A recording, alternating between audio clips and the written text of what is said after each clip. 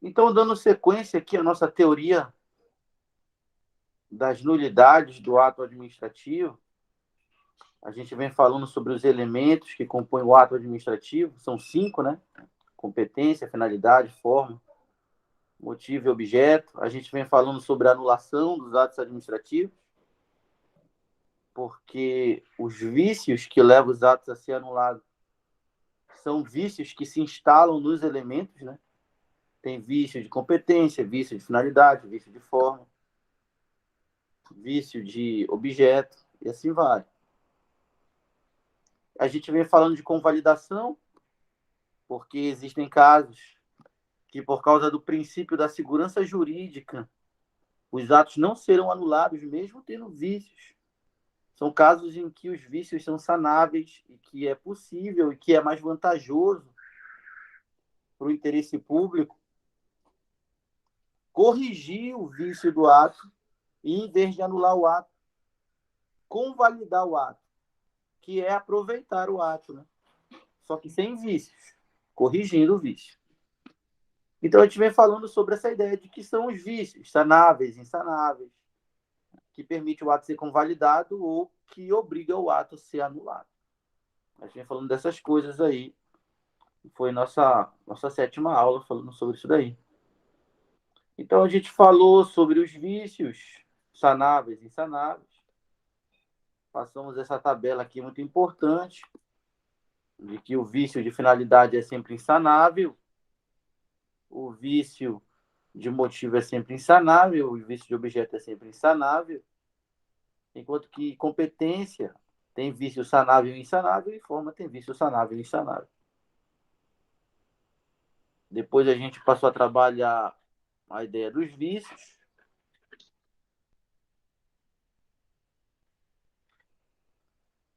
Depois a gente passou a trabalhar a ideia dos vícios.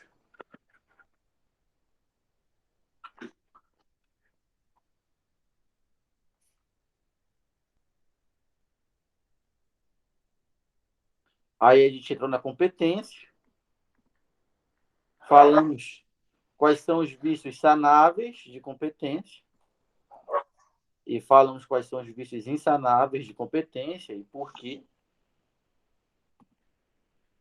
E dentro de competência a gente falou também de funcionário de fato, que são casos em que o servidor possui alguma irregularidade na sua investidura e que mesmo assim os atos praticados por ele, mesmo ele tendo uma irregularidade na sua investidura, os atos praticados por ele são considerados válidos pela teoria da aparência, já que ninguém pode adivinhar que esse servidor está irregular no cargo.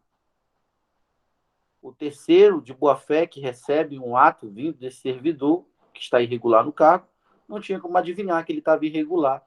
Então, o ato ele é considerado válido em relação ao terceiro de boa-fé, que não sabia que o servidor estava irregular no cargo. Essa é a teoria do funcionário de fato, né? Também chamado de teoria da função de fato. Funcionário de fato, né? Também chamado de teoria da função de fato. De vez em quando aparece essa função de fato na prova. A gente até resolveu uma questão sobre isso, que citava, né, esse vício como sendo um vício de competência, a gente viu na aula passada. Então, agora a gente vai dar sequência aos demais elementos. A gente vai falar, né, do que é o elemento finalidade, falar dos vícios. A gente vai falar o que é o elemento forma, e vamos falar dos vícios. A gente vai falar o que é o elemento motivo, e vamos falar dos vícios. A gente vai falar o que é o elemento objeto, e vamos falar dos vícios. Tá? É um tema, esse é um tema cheio de detalhes, né? Cheio de detalhes, mas que precisa ser estudado e faz uma diferença, né? Para quem domina esse tema, diante de tantos detalhes que ele possui. Faz uma diferença na hora da prova para quem se garante nesse tema aqui. E esse é o nosso objetivo, né? Entender, passo a passo, essa teoria sobre a anulação dos atos administrativos. Entender mesmo, né? Passo a passo. Essa é a nossa segunda aula sobre esse tema. Então, agora a gente vai falar sobre o segundo elemento que forma um ato administrativo. Esse segundo elemento que forma um ato administrativo, ele se chama finalidade, tá? O bom desse elemento finalidade já está aqui do lado dele. Ó. Se surgir algum vício no elemento finalidade, pode ter certeza que esse vício é insanável. Se ele é insanável, o ato é nulo.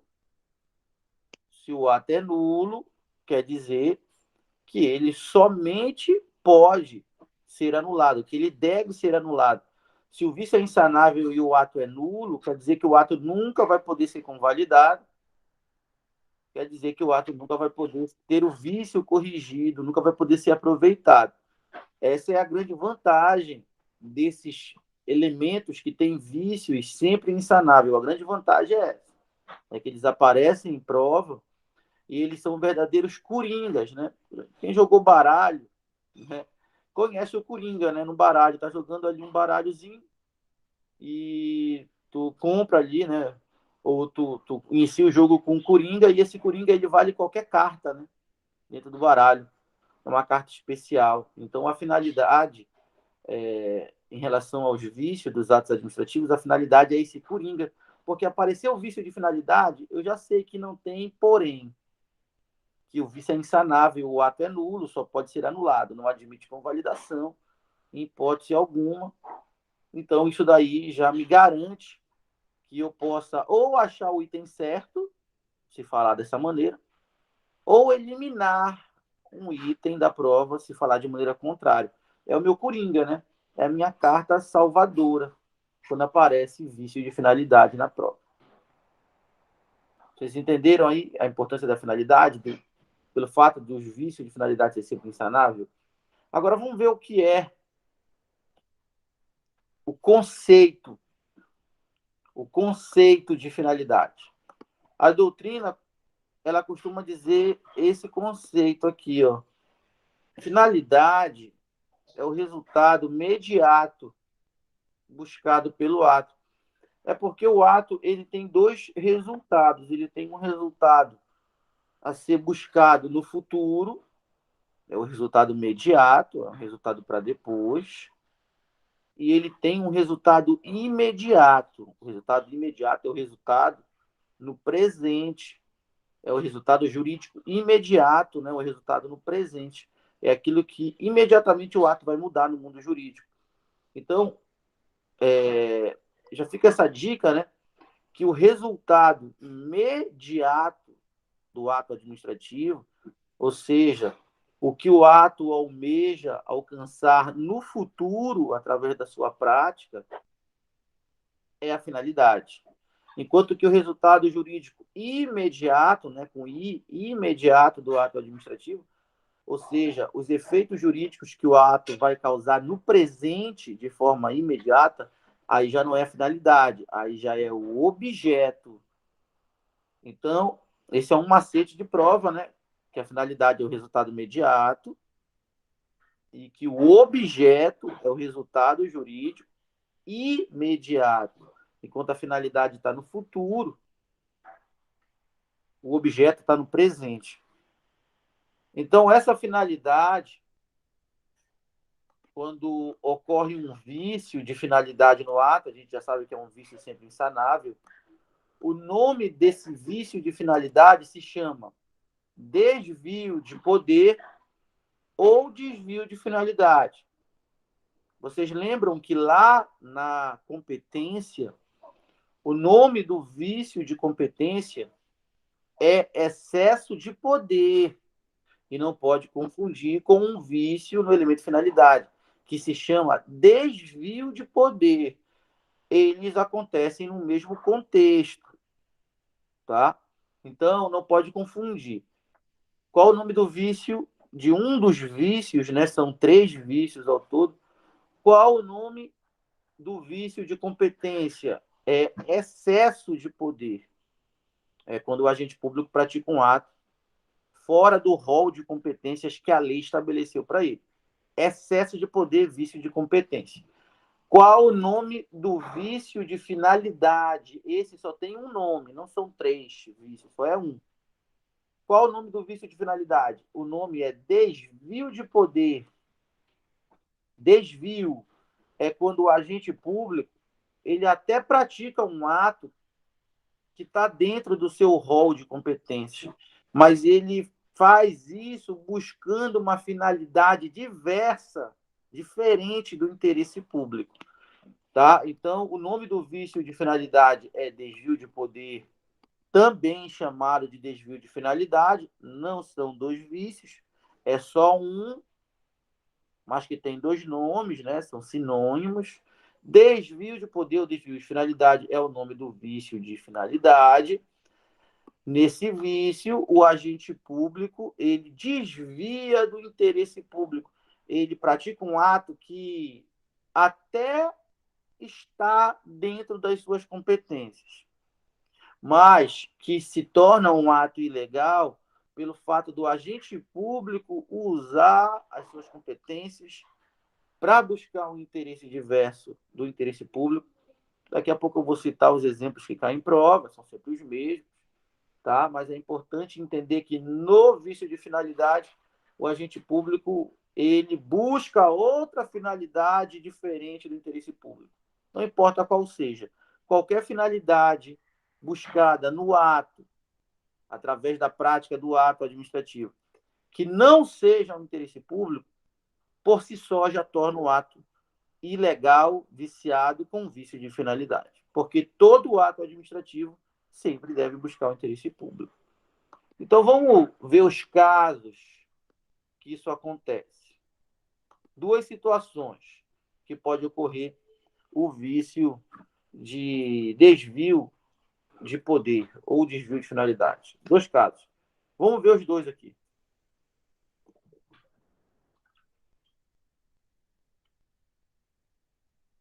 Só um momento.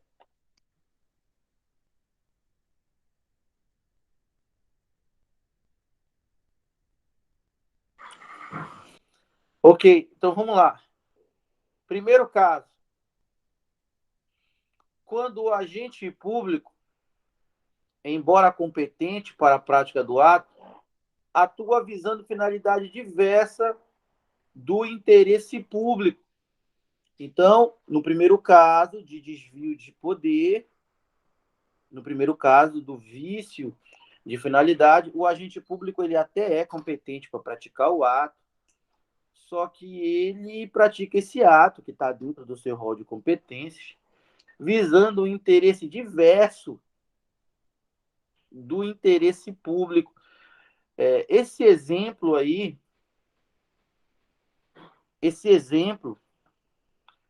é um exemplo clássico de prova em casos de transdestinação. O nome é transdestinação. É uma expressão do Reli Lopes Meirelles, do livro do Reli Lopes. Esse caso de transdestinação é um caso que ocorre em processos de desapropriação. É porque o poder público ele tem competência para desapropriar imóveis de particulares que não estejam atendendo a sua função social. Então, tu imagina assim que no centro da cidade exista um terreno, um lote, né, um imóvel, que não está atendendo a sua função social. Quer dizer, o dono do imóvel ele está especulando terreno para ficar mais caro com o tempo, né? E ele não produz nada naquele terreno. Tem ali uma construção abandonada que junta mato, que junta lixo, bichos, doenças, vândalos, né? E que está trazendo só prejuízo para a sociedade, bem no centro da cidade. Então, o município ele tem essa competência para iniciar um processo para desapropriar esse imóvel. Na desapropriação, o imóvel ele deixa de pertencer ao particular e passa a pertencer ao poder público. Foi desapropriado mesmo. Desapropriar é isso. Só que o particular ele tem direito a uma indenização diante disso, que deve ser justa prévia e deve ser em dinheiro. É o que diz a Constituição. É claro que o particular nunca está satisfeito com essa indenização, né? Sempre ingressa na justiça dizendo que ele foi desapropriado e que o valor que ele recebeu não corresponde ao valor que valia o terreno dele. Isso não importa. O certo é que o município tem essa competência, por exemplo, para desapropriar esse imóvel. Isso está na lei. Essa competência é do município, uma competência do prefeito, por exemplo, que o prefeito é o chefe do executivo municipal. No entanto, o exemplo de prova, que sempre cai em prova para a gente entender esse vício de desvio de finalidade, nesse primeiro caso, é quando o prefeito desapropria terras de um adversário político dele, de uma pessoa que vai concorrer com esse prefeito nas eleições. E o prefeito faz um processo de desapropriação de terras desse adversário político com o intuito de enfraquecer politicamente e financeiramente esse adversário político, objetivando ganhar a eleição. Porque terras é poder, né? Terras é poder financeiro, é poder político, sempre foi. Então, o prefeito, ele tem a competência para iniciar um processo de desapropriação? Tem. Isso não foi excesso de poder, porque a competência é do prefeito. Mas o ato é viciado por desvio de poder, é um vício de finalidade. Porque o prefeito, embora competente para praticar o ato, para iniciar o processo e conduzir ele, o prefeito visa uma finalidade diversa do interesse público. O interesse público não é prejudicar um adversário político no ato de desapropriação.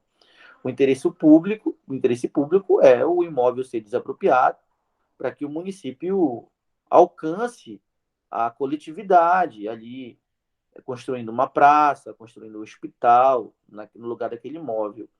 O interesse público nunca vai ser prejudicar alguém, principalmente um adversário político. Então, esse é o exemplo clássico de prova, tá, em que a gente percebe desvio de finalidade no primeiro caso. Vamos para o segundo caso de desvio de finalidade. Vocês enxergaram o vício, o desvio de finalidade nesse exemplo clássico, repetidão de prova, né? Repetidaço de prova? Vocês identificaram o desvio de finalidade nesse primeiro exemplo que eu dei? Que a gente vai para o segundo caso agora de desvio de finalidade. Vocês enxergaram o desvio de finalidade nesse primeiro caso?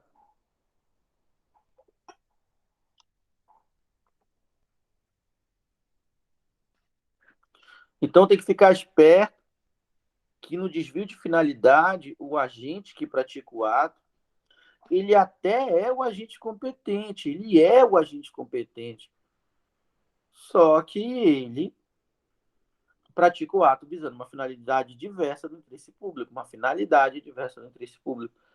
Agora a gente vai para o segundo caso de desvio de finalidade. Segundo caso agora. No segundo caso de desvio de finalidade, ocorre quando o agente público, apesar dele ser competente para praticar o ato, ele atua visando finalidade diversa daquela finalidade prevista em lei para o ato.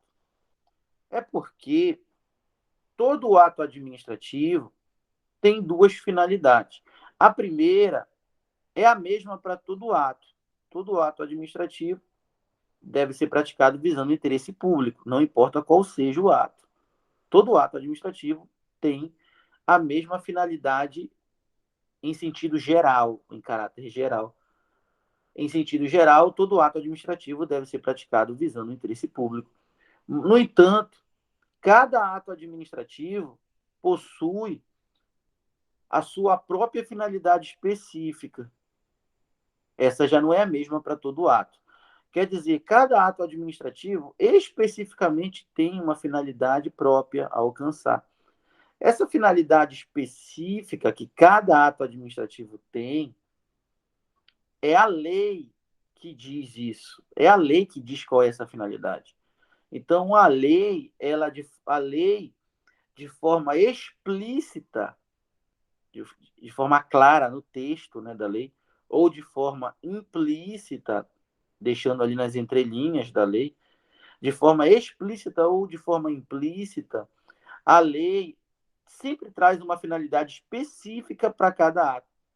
E se o ato for praticado pelo agente público competente, visando uma finalidade diversa daquela finalidade que a lei especificamente estabeleceu para o ato, seja a lei estabelecendo essa finalidade de maneira explícita ou implícita, o agente público vai estar incorrendo em um desvio de poder, um vício de finalidade. Vamos a um exemplo aí. Olha, eu te disse que todo ato tem uma finalidade específica. Quem é que dá a finalidade específica para cada ato? A lei. É a lei.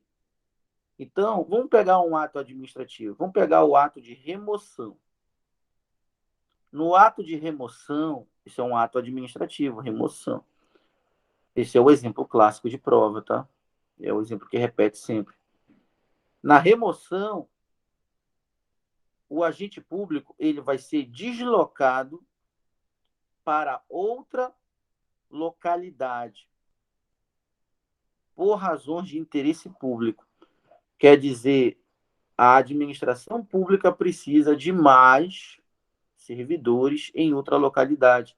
Então, a administração pública, por razões de interesse público, desloca o servidor de uma localidade para outra, ou seja, pega o servidor da sede, que pode ser a capital, né, Macapá, por exemplo, e desloca esse servidor para um município no interior, vamos dizer, Oiapoque, Laranjal do Jari. E esse deslocamento, ele é um deslocamento definitivo, para o servidor ir morar e trabalhar para lá. O nome disso é remoção. O interesse público, ele permite que a administração faça essa remoção justamente para suprir uma carência de servidores nessas outras localidades. E o servidor é obrigado a ir. É uma questão de interesse público. O interesse público prevalece sobre o interesse privado. No entanto, o ato de remoção ele tem essa finalidade específica na lei, que é suprir uma carência de pessoal diante do interesse público em outra localidade. Essa é a finalidade específica do ato de remoção. Tá? Então, agora eu vou te dar um exemplo de um ato de remoção praticado com desvio de poder. Eu vou te dar um exemplo de ato de remoção praticado com desvio de poder. Tá? Nessa segunda modalidade aí, que o agente público, embora competente, atua visando finalidade diversa daquela prevista em lei. Então, vamos dizer, esse exemplo é de prova, tá? Vamos dizer que determinado agente público cometeu uma falta grave. Falta grave são faltas disciplinares do servidor. É quando o servidor desrespeita o seu estatuto. O estatuto do servidor traz vários atos que são proibidos por servidor. E quando o servidor comete um desses atos que para ele é proibido, ele comete uma falta disciplinar, ou falta administrativa, ou infração disciplinar, ou infração administrativa, é tudo sinônimo. E aí o servidor responde um processo administrativo disciplinar, por causa dessa falta. Ao final do processo administrativo, garantindo ampla defesa e contraditório, o servidor ele está sujeito a ser punido, penalizado, com uma penalidade administrativa. Essa penalidade administrativa ela deve ser prevista em lei. A lei prevê várias penalidades administrativas, desde as mais brandas, como uma simples advertência por escrito, até outras penalidades medianas, como a suspensão do servidor do serviço público. O servidor fica suspenso do serviço público, ele fica sem trabalhar e sem receber por um tempo, no máximo 90 dias. Até penalidades mais severas. Qual é a penalidade mais severa que um servidor público pode receber dentro de um processo administrativo disciplinar por ter cometido uma falta administrativa? A penalidade mais severa que um servidor efetivo pode receber é a demissão. Tranquilo. Então, olha o exemplo. O servidor cometeu uma falta grave. Falta grave, só tem uma pena que o servidor pode receber, é a demissão. Então, o servidor ele cometeu uma falta grave prevista no estatuto dele. O chefe dele, em vez de instaurar o processo administrativo para apurar a falta, concedendo a defesa, contraditório, e ao final demitir esse servidor, em vez do chefe fazer isso, olha o que o chefe fez. O chefe chega com o servidor e diz: você cometeu uma falta grave, tu precisa aprender uma lição diante disso. E eu vou fazer o seguinte contigo: eu vou te remover, eu vou praticar o ato de remoção, eu vou te remover para o Oiapoque, que é uma localidade distante aqui dentro do estado, para você trabalhar para lá. Isso vai ser a tua punição. Né? Ter que morar para lá, para um lugar mais distante, sair da sede, para te pensar no que fez. Aí, o servidor é removido como uma forma de ter sido punido. Esse ato, ele é um ato ilegal, ele é um ato administrativo viciado.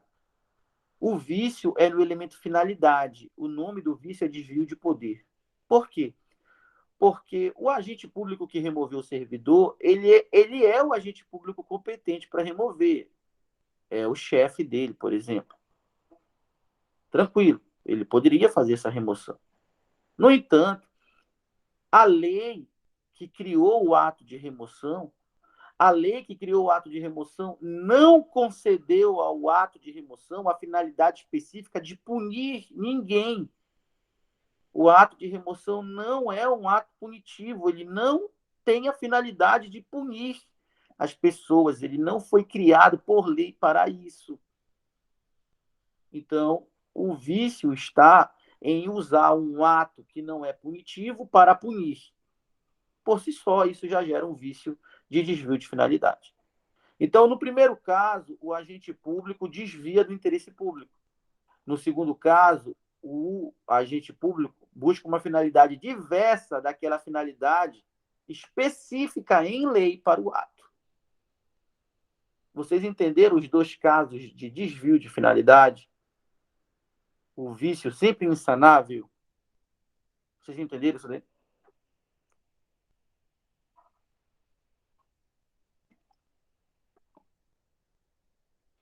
Então, em qualquer caso de desvio de poder, seja por desviar do interesse público, seja por praticar um ato com finalidade diversa daquela prevista em lei, são duas maneiras de praticar o ato com desvio de finalidade, desvio de poder. Qualquer uma das duas, quando é que o ato vai poder ser convalidado? Nunca.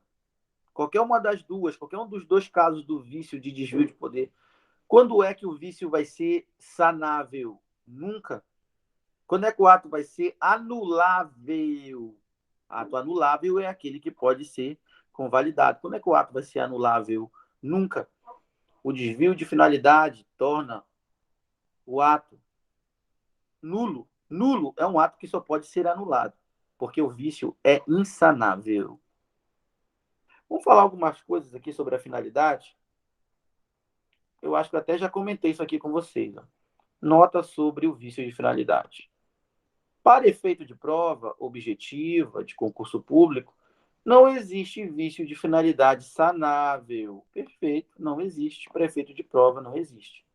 Ou seja, vício de finalidade será sempre insanável.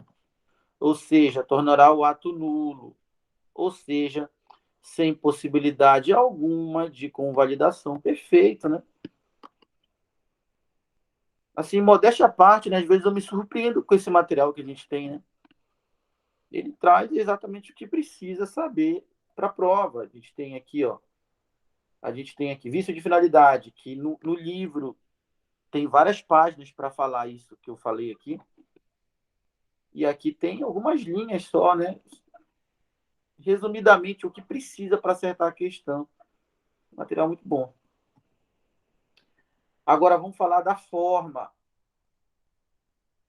Lembra aqui do nosso quadro? Olha o nosso quadro aqui novamente, olha. Olha o nosso quadro novamente, bem aqui, ó.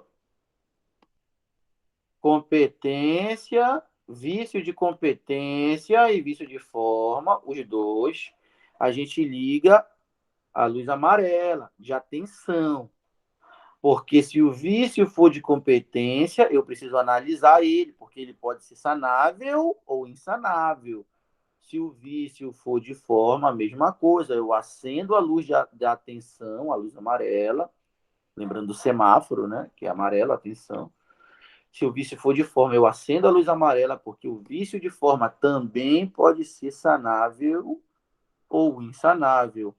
Mas se o vício for de finalidade, se o vício for de motivo, se o vício for de objeto, sinal verde. O vício é sempre insanável, o ato é nulo, não admite convalidação. Tá? Então, vamos acender a luz amarela agora, porque a gente vai falar de forma, do elemento forma. E se tratando do elemento forma, existe vício sanável de forma e existe vício insanável de forma. A forma é bem simples mesmo. A forma é bem simples. Então tá aqui a forma, tá?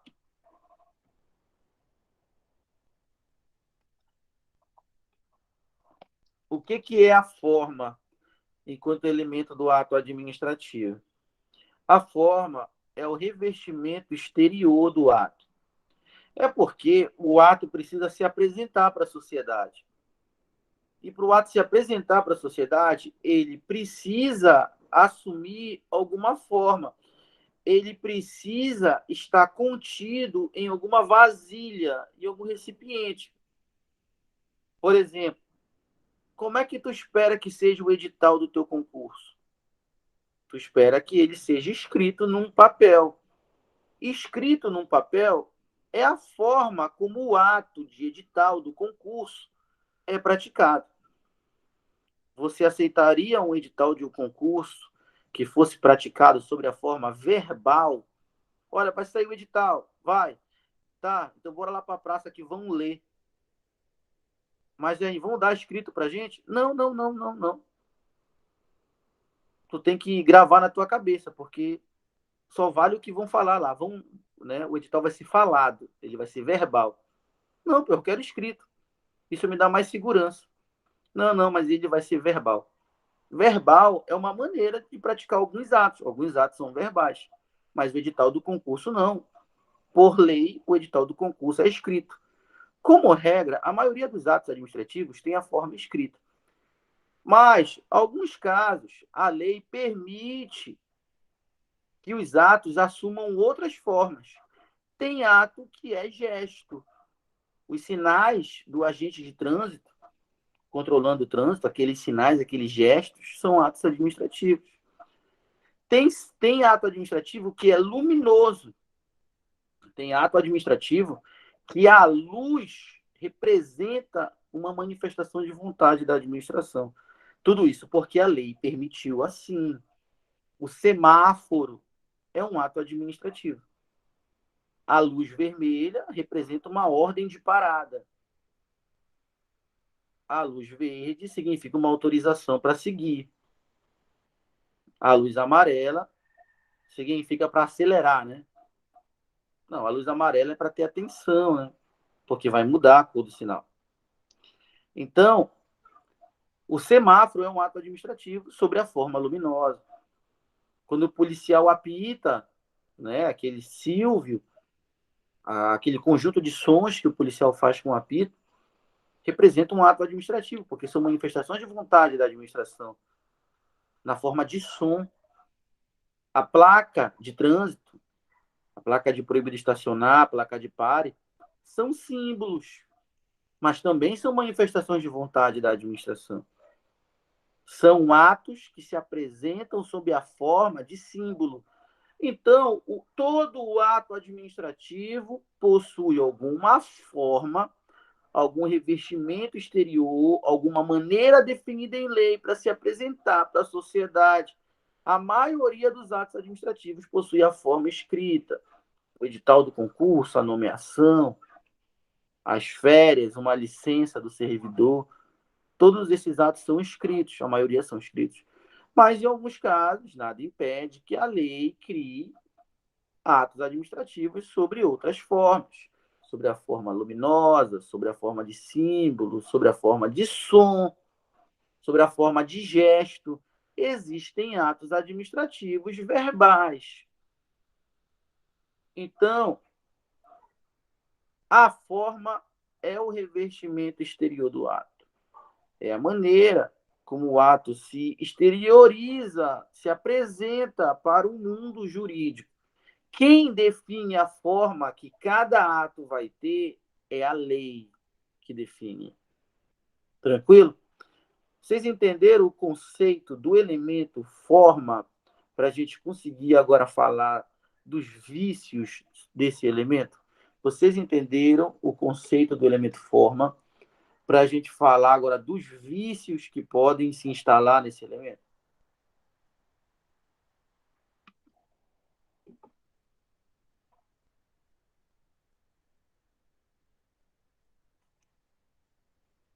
Então vamos lá. Agora que a gente já sabe o que significa forma, a gente vai falar dos vícios de forma, tá? Então, a forma tem vício sanável, ou seja, vício de forma que admite convalidação. Nesses casos, o ato não é nulo, nesses casos, o ato é anulável, porque é possível anular o ato com esse vício, mas é possível também não anular o ato. E não anular é corrigir o vício e aproveitar o ato através da convalidação. Mas a forma também tem vício insanável. No vício insanável, a forma vai ter um vício, vai gerar um vício no ato, que vai tornar o ato nulo. Um ato nulo, obrigatoriamente, deve ser anulado. Não existe a possibilidade de convalidação diante do ato nulo, porque o vício é insanável. Então, tem esses dois casos. Vamos ver o primeiro caso, do vício sanável de forma. Quando é que o vício de forma é sanável? Essa aqui é a expressão da tua prova. Quando a forma não for essencial para a prática do ato. É nesse momento que a forma possui um vício sanável. O vício de forma será sanável quando essa forma do ato ser praticado não for essencial para a prática do ato. Ou seja, quando a forma do ato é dispensável para a sua produção. Então, às vezes, a forma do ato é dispensável. A forma do ato não é essencial para que o ato seja praticado. E nesses casos, que a forma do ato não é essencial, que a forma do ato é dispensável, tá? É o que diz a doutrina de maneira seca, né? A doutrina cita essas informações e diz que quando isso acontecer, o vício de forma vai ser sanável, vai ser possível corrigir esse vício de forma aí, tá? Outro caso de vício de forma é quando o vício é insanável. E o vício insanável, ele é o contrário do sanável. É simplesmente isso que a doutrina traz. Como é que é o contrário? Vício de forma insanável é o texto contrário. Quando é que o vício de forma vai ser insanável? Quando a forma for essencial para a prática do ato. Ou seja, quando a forma do ato for indispensável para a sua produção. Então, no caso dos atos escritos, o ato ser praticado por escrito é essencial para a prática do ato. No caso dos atos escritos, o ato ser praticado por escrito é indispensável para a prática do ato. Olha o exemplo que eu te dei, né? Eu te falei assim, ó, o edital do concurso, tu aceitaria ele de maneira verbal? Fala assim, cadê o edital do concurso? Ah, não, eu tenho só um áudio da gravação do edital. Não, mas eu quero ele escrito. Não, não tem escrito. tem só o áudio, ele é verbal. Tu tem que ouvir o edital. Dizer, não vai dar certo isso, não. Eu quero escrito, preto no branco, para poder dar segurança jurídica. É isso que a lei oferece para a sociedade, segurança jurídica frente a um ato escrito. Então, eu não quero o edital verbal, não. Eu quero o edital por escrito, porque ser por escrito, essa forma, é essencial para a prática do ato. É indispensável para a produção do ato edital do concurso. Só vai dar certo se for escrito. Se não for escrito, se for um conjunto de símbolos, se for sonoro, se for gestos, esse edital ele possui um vício de forma e um vício insanável. Mas, às vezes, o ato administrativo ele traz um vício na sua forma, mas que não compromete o ato. Um vício que não é essencial, que em relação à forma, que não é essencial para a prática do ato. São vícios corrigíveis na forma. Um erro de grafia, por exemplo. Foi um erro ali na produção do ato, na forma que ele se apresenta. Um erro de grafia.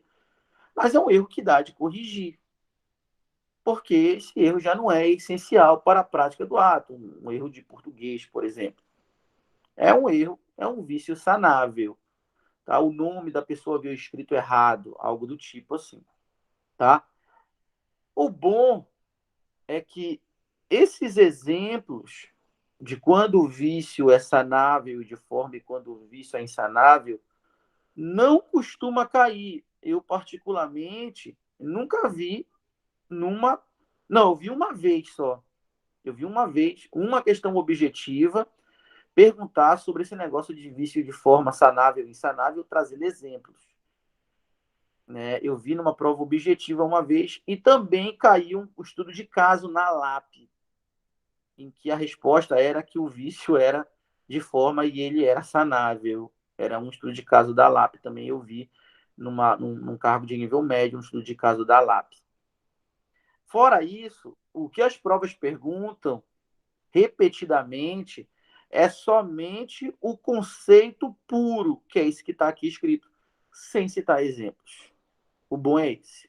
Tá? Então, tem que decorar. Vício de forma, pode ser sanável ou insanável, tem que decorar. Ele vai ser sanável quando? Quando a forma não for essencial para a prática do ato. Quando a forma for dispensável para a prática do ato. Vício de forma vai ser insanável quando? O contrário, né? Quando é que vai ser insanável? Quando a forma for essencial para a prática do ato. Ou seja, quando a forma for indispensável para a prática do ato. Essas duas informações são suficientes para acertar as questões de vícios de forma. Tá? São raros, eu vi uma vez só até hoje, casos que pedem exemplo. Eu até citei o exemplo aqui para vocês desse erro de grafia, né? Essas coisas. O erro de grafar o texto, né? Vamos fazer uma nota aqui sobre o vício de forma. Vamos fazer uma nota aqui para ficar bem completo o nosso estudo aí. Uma nota, né? Uma informação à parte sobre vício de forma. Para ficar bem completo aí as nossas informações. Esse primeiro momento aqui, vocês entenderam esse primeiro momento do que é o elemento forma e quando o vício é sanável e insanável para a prova objetiva? Vocês entenderam essa passagem?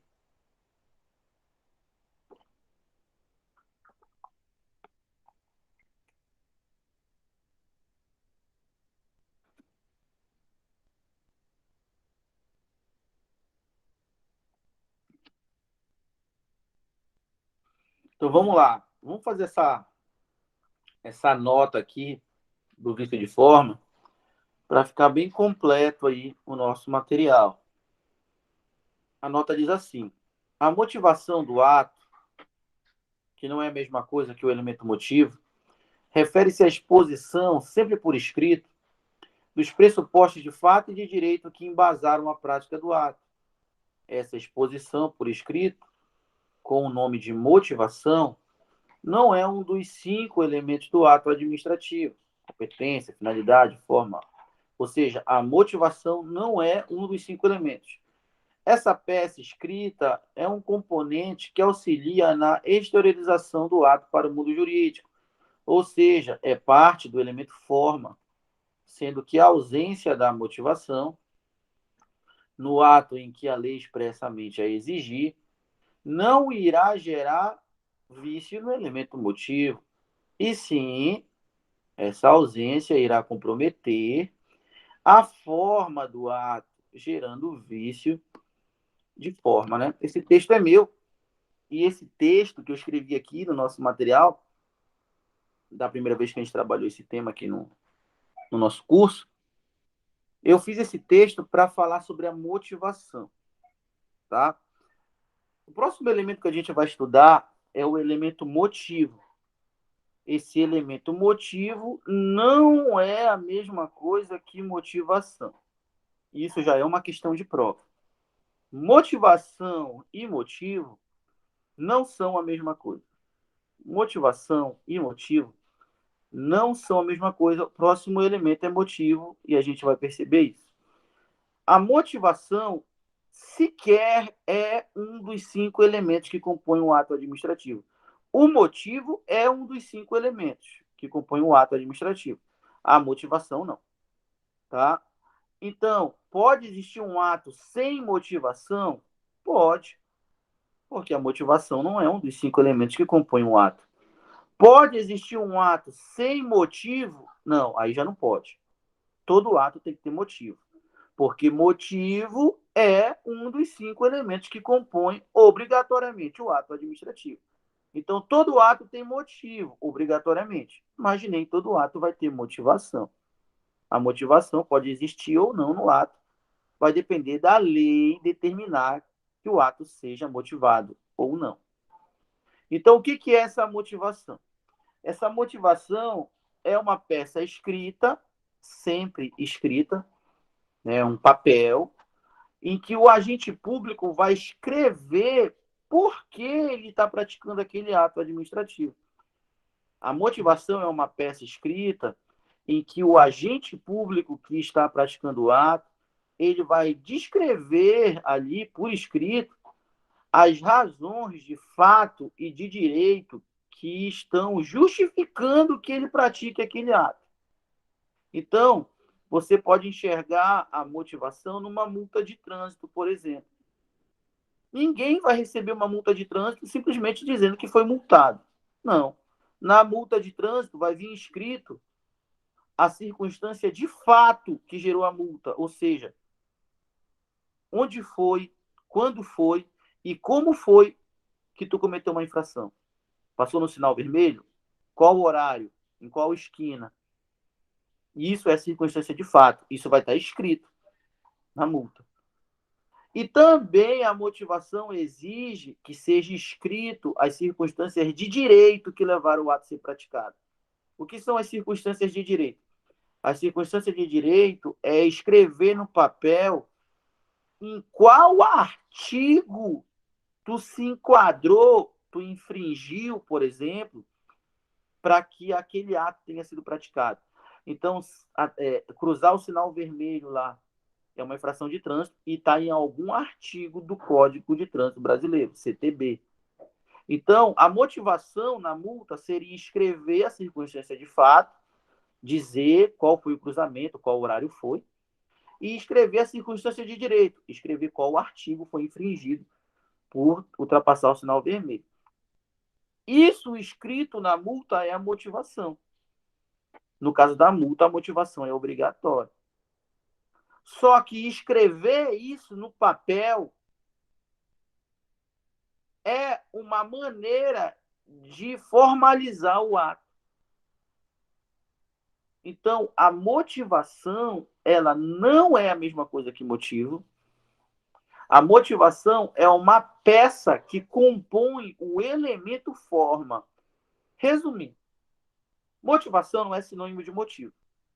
Se a lei mandar um ato ser motivado e esse ato não for motivado, isso vai gerar um vício no ato. A ausência de motivação, quando a lei determina que ocorra motivação, gera um vício no ato. Esse vício, a ausência da motivação, a ausência dessa peça escrita, que demonstra as circunstâncias de fato e de direito que levaram o ato a ser praticado. A ausência da motivação, a ausência dessa peça escrita, vai gerar um vício no ato. Um vício de quê? De motivo ou de forma? Vamos pensar. A motivação é uma peça escrita? É. Escrito é a forma do ato? É. Então, a ausência de motivação gera vício de forma e não vício de motivo. Então, as provas pegam muito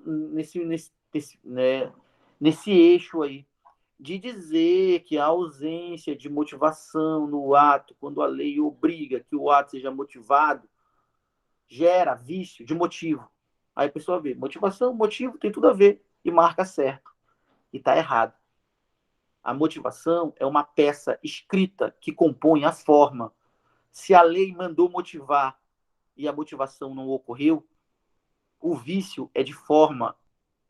E, nesse caso, a forma é essencial para a prática do ato. O ato é nulo, porque, nesse caso, o vício de forma vai ser insanável. Tá? Então, se chega uma multa para ti, um valor lá, uma multa, um valor para te pagar, e não vem escrito nessa multa que infração tu cometeu, em que momento, e também não vem escrito qual artigo da lei tu infringiu, essa multa não tem motivação, porque ela não tem por escrito os pressupostos de fato e de direito. Não disse onde aconteceu e nem qual artigo infringiu. Não tem os pressupostos de fato e de direito escrito no papel. Ausência de motivação. Essa multa é um ato viciado, com vício de forma, um vício insanável, porque nesse caso a motivação por lei é parte essencial do ato. E aí esse ato vai se tornar nulo, essa multa, por exemplo, por vício de forma e não de motivo.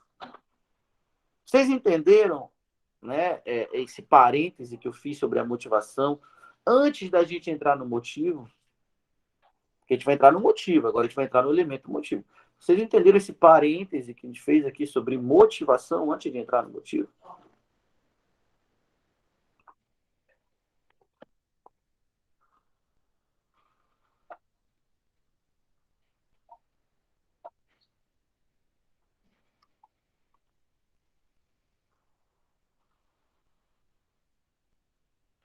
Vamos falar agora do motivo.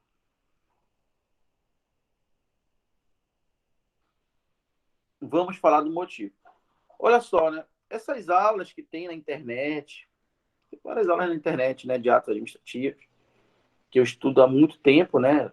Eu acompanho essas aulas da internet há muito tempo. Esses materiais, né, estratégia, Gran Cursos, que eu também acompanho, né? Todo mundo tem esses materiais, né? Eles andam por aí, né? E eles não se atualizam com muita frequência, então quem já leu uma vez não perde muito em ler de novo. Não atualiza, né? Se é para guarda municipal, se é para auditor, o PDF é o mesmo.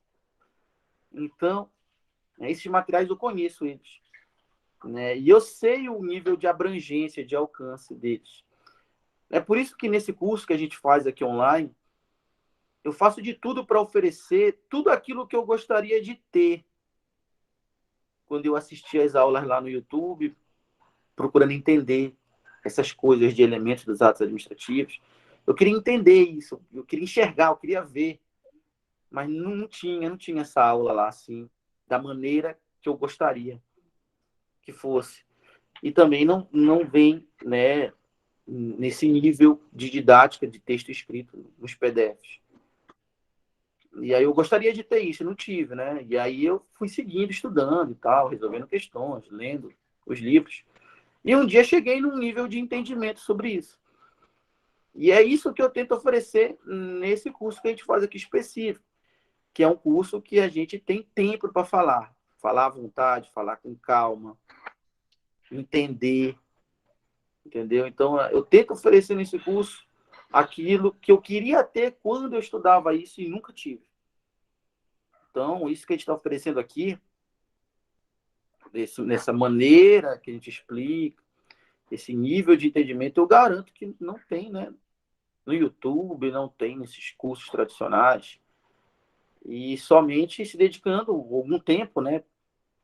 para pesquisar várias fontes e tentar enxergar isso, é que a gente chega nesse entendimento. E esse é o grande diferencial da gente fazer esse estudo online, né? Com calma, com tempo e pré-edital, né?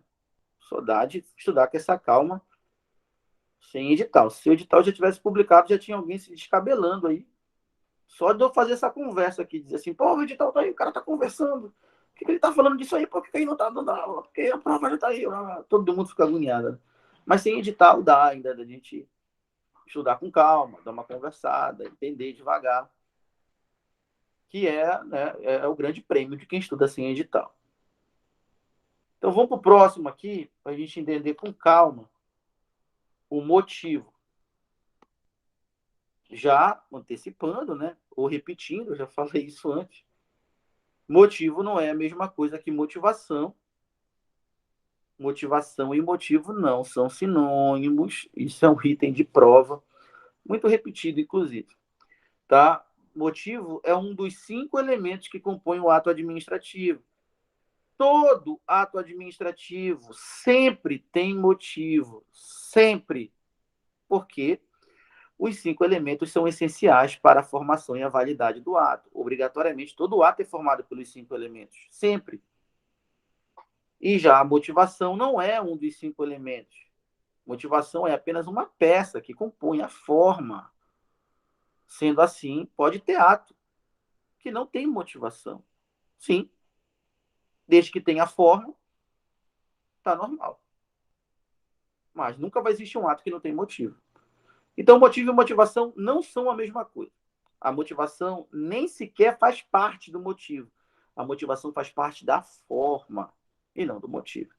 Agora a gente vai falar do elemento motivo, tá? O que é o elemento motivo? O conceito de elemento motivo. O motivo são os pressupostos de fato e de direito que justificam a prática do ato.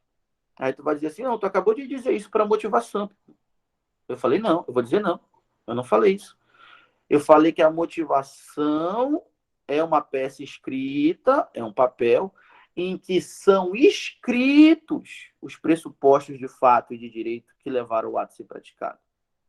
A motivação é uma peça, é um papel em que eu vou escrever os pressupostos de fato e de direito que levaram à prática do ato. O motivo é o próprio acontecimento de fato que levou à prática do ato. O motivo é o próprio artigo da lei que levou o ato a ser praticado. Não é escrever isso no papel. É precisar acontecer isso para o ato ser praticado. Então, o motivo, ele não é uma peça escrita. O motivo é um acontecimento na vida real, é um acontecimento fático, que está presente em alguma lei. Quando se junta um acontecimento na vida real, isso é um pressuposto de fato, com algum artigo da lei que prevê aquele acontecimento, isso é o pressuposto de direito. O agente público passa a ter o elemento motivo que justifica praticar o ato. Então, se eu vou até a administração e solicito licença paternidade, mas não tenho filho nenhum, não nasceu filho nenhum meu, mas eu solicito licença paternidade. O ato é a licença paternidade. Ele só vai ser praticado se tiver um motivo. O motivo é um pressuposto de fato e de direito. Qual é o pressuposto de direito da licença paternidade? É o fato de que na lei, no Estatuto do Servidor, existe um artigo que determina que se nascer o filho do servidor, o servidor tem direito à licença paternidade. Esse é o pressuposto de direito. Eu tenho esse pressuposto, está lá na lei e eu sou servidor. Agora, quando eu chego lá e dou entrada na licença paternidade sem que tenha nascido um filho, ou que eu tenha adotado um filho, eu não tenho o pressuposto de fato, porque não existe na vida real esse fato ocorrendo, que é o nascimento de um filho. Então, a administração não tem um motivo para praticar o ato de licença-paternidade. O ato não vai ser praticado por falta de motivo. Não por falta de uma peça escrita, não. Por falta de um acontecimento fático. Não nasceu o filho. Agora, se o servidor tem um filho, esse é o pressuposto de fato, e ele dá entrada na licença-paternidade, a administração percebe que o fato ocorreu, porque o servidor entrega a certidão de nascimento. Ou seja, está provado que o fato ocorreu. Tem o pressuposto de fato. A administração vai ler a lei do Estatuto do Servidor e lá está presente no artigo número tal a licença-paternidade, ou seja, um pressuposto de direito. Agora a administração vai praticar a licença-paternidade, vai emitir esse ato, porque a administração está diante de um pressuposto de fato, que é a comprovação de que o filho do servidor nasceu, e de um pressuposto de direito, que é o artigo da lei, que autoriza a administração a emitir a licença. Agora a administração está diante de um motivo. O motivo existe. Aí a administração vai praticar o ato de licença-paternidade. E quando esse ato for praticado, ele vai ser praticado por escrito. E junto a essa forma escrita, que é a licença-paternidade, uma portaria de licença-paternidade, vai vir junto, escrito no papel, a motivação. A motivação é escrever no papel que nasceu o filho do servidor e que existe o artigo na lei que autoriza a emissão da licença-paternidade. Então, a motivação é uma peça escrita, está presente lá na formação do ato quanto à sua forma. O motivo não é uma peça escrita. O motivo é um acontecimento na vida real que se acopla a uma determinação jurídica presente numa lei. Só existe motivo se tiver um acontecimento na vida real casado com um respectivo artigo ou dispositivo legal que autorize o ato ser praticado diante daquele fato. Eu quero saber se você entendeu o conceito de motivo. Você entendeu aí o conceito de motivo do ato administrativo e principalmente percebeu que ele é diferente da motivação?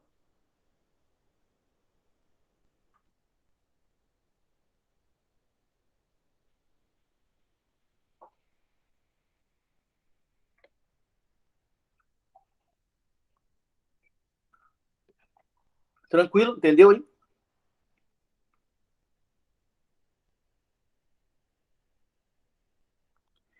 Vamos para o próximo. Olha só. Agora a gente vai falar sobre o vício de motivo. Motivo, já está aqui dando a dica. Ó. Sinal verde para o motivo. Motivo é um desses nossos coringas na prova. Estou fazendo a questão, apareceu o vício de motivo, eu já comemoro.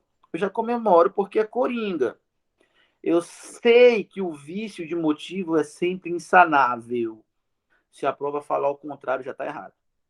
Eu sei que o vício de motivo torna o ato sempre nulo. O ato, diante do vício de motivo, só pode ser anulado. Deve ser anulado. Nunca um ato com vício de motivo vai ser corrigido. Nunca um ato com vício de motivo vai ser convalidado, aproveitado. Ele vai ser sempre anulado. Então, esse é meu coringa. Apareceu vício de motivo, eu já comemoro, porque se falar o contrário disso, a questão está errada. Se falar de acordo com isso, a questão é o meu gabarito. Vício de motivo, de finalidade e de objeto são os meus coringas na prova. Eu quero esses vícios na minha prova para eu eliminar itens ou achar o gabarito da questão. Quem eu não quero são os vícios de competência e de forma, porque eles podem ser sanáveis ou insanáveis. Aí eu vou ter que analisar. Mas o de motivo, de finalidade, de objeto, eles são sempre insanáveis. Eu não analiso nada. Eu já digo que o ato é nulo, não cabe convalidação. O que falar o contrário está errado. Tá? Então, de cara, eu já dou essa dica do motivo. Agora, eu vou falar especificamente sobre o vício de motivo. Você está percebendo que cada vício tem um nome. Qual o nome do vício de competência? A gente viu aqui que é o excesso de poder, pode ser a função de fato, pode ser a usurpação de função.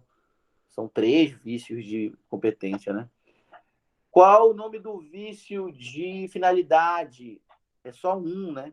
É o desvio de poder, também chamado, é o mesmo, isso é sinônimo, também chamado de desvio de finalidade, é o vício de finalidade. Qual o nome do vício de motivo? Olha, o vício de motivo, ele existe, ele é explicado por uma teoria própria. Na hora da prova, falar dessa teoria é falar do vício de motivo.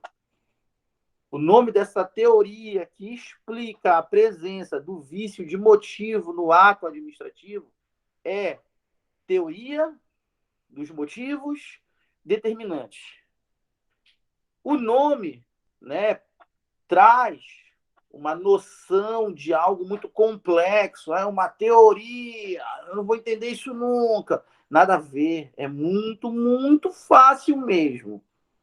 A teoria dos motivos determinantes, que é a teoria que explica o vício de motivo presente no ato administrativo, essa teoria ela diz que a validade do ato, ou seja, o fato do ato ser legal ou ilegal, viciado ou não viciado, a validade do ato está vinculada, ligada à verdade dos motivos por trás do ato. Se os motivos que levaram o ato a ser praticado, lembra dos pressupostos de fato de direito? Que é ter nascido filho do servidor, que é ter na lei um artigo que autorize a licença do servidor. Lembra que isso era o pressuposto de fato de direito? Então, se os motivos que levaram à prática do ato, ou seja, os pressupostos de fato e de direito, se eles são verdadeiros, então o ato é válido. Mas, se os pressupostos de fato e de direito do ato que levaram à prática do ato administrativo, se eles não forem verdadeiros, então o ato é inválido, é ilegal, é viciado.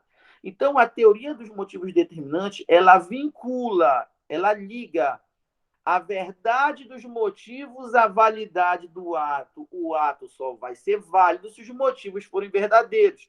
Se os motivos forem falsos, os pressupostos de fato e de direito, se qualquer um dos dois for falso, o ato automaticamente é inválido, é ilegal, é viciado. Teoria dos motivos determinantes. São os motivos que determinam a validade ou não do ato. Vai depender do motivo ser verdadeiro ou não. Muito fácil, né? Muito fácil, é só um nome que traz uma noção de uma ideia muito abstrata, mas é muito simples. Tá? Então vamos ler isso que eu acabei de falar aqui e diante dessa explicação eu espero que você já consiga entender essa leitura que a gente vai fazer aqui. Tá? Nome da expressão que indica a ocorrência de vício do motivo. A expressão é teoria dos motivos determinantes.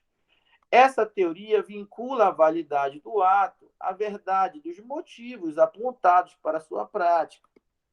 Isso simplesmente quer dizer que caso os motivos apontados para a prática do ato sejam falsos, como consequência, o ato praticado será inválido pela sua falsidade ou pela inexistência dos motivos.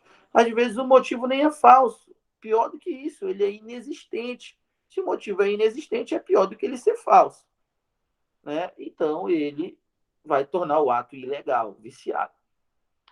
Tranquilo aí o vício de motivo justificado, explicado pela teoria dos motivos determinantes? Vocês entenderam isso daí?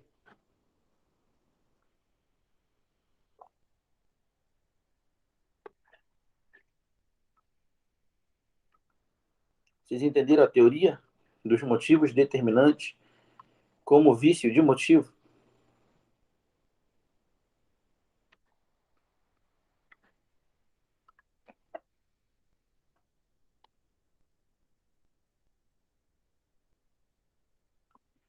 Vamos ler a primeira nota sobre o vício de motivo. Motivo não é sinônimo de motivação. Já falamos isso muito, mas agora eu vou reforçar com esse texto. Motivação nem sequer é um dos 5 elementos do ato administrativo, e muito menos pertence ao elemento motivo. Motivação é apenas um componente que auxilia na exteriorização do ato, apresentando por escrito para a sociedade as razões do ato ter sido praticado, pertencendo assim ao elemento forma. Motivação não é sinônimo de motivo, motivação é apenas um componente que auxilia na formação do ato, na forma e não no motivo. Já falamos sobre isso muito. Por que eu estou reforçando? Porque cai demais, né? E a última nota sobre o motivo para a prova. Nota sobre o motivo número 2. Para fins de prova, não existe vício de motivo insanável. Ou seja, vício de motivo. Para fins de prova, não existe vício de motivo sanável. Todos os vícios de motivo são insanável. Ou seja, vício de motivo sempre será insanável e tornará o ato nulo sem a possibilidade alguma de convalidação. Também já falamos muito essa dica aqui, né? Então, olha só, devido ao horário aí e devido à quantidade de informações que a gente já passou nessa aula, a gente vai encerrar por aqui. Amanhã a gente volta, vamos falar sobre objeto, o que é o objeto e qual os seus vícios. Aqui no objeto tem uma nota muito importante que a gente coloca a título de segredo. Eu vou dizer o que é um segredo para a prova. Esse segredo é uma técnica do professor. Esse negócio de falar segredo é uma técnica do professor Matheus Carvalho. Professor Matheus Carvalho, de Direito Administrativo, é o melhor professor em aulas, né, gravadas de direito administrativo. A melhor didática na aula gravada, assim, né, um quadro gravado, é dele. Então, essa técnica é dele, de falar, é um segredo e tal. Eu vou falar sobre isso na aula que vem com calma. A gente já colocou muita informação hoje e não seria interessante misturar o motivo com essas outras coisas que a gente já estudou, já que no motivo a gente vai ter que colocar ali, né, uma ideia diferenciada, uma técnica nova, tá? Para quem está começando agora com a gente, a técnica é nova. Para quem já vem desde setembro, essa técnica já é conhecida. Então, a gente vai falar sobre o motivo, sobre essa técnica do segredo, né? Como usar a técnica do segredo, né? Da informação a título de segredo. Na próxima aula a gente vai falar sobre isso, amanhã, próxima aula. E depois a gente vai resolver questões amanhã também. Tá? Quem não assistiu a aula vai poder assistir gravado, quem já assistiu vai poder revisar, recebendo o link. E amanhã também a gente encerra o nosso módulo de dezembro, que acabou atrasando por causa da gripe, né? A gripe pegou aí forte e a gente entrou em janeiro, ainda terminando o módulo de dezembro. Tranquilo? Então a gente vai encerrar aqui a nossa gravação da aula de hoje.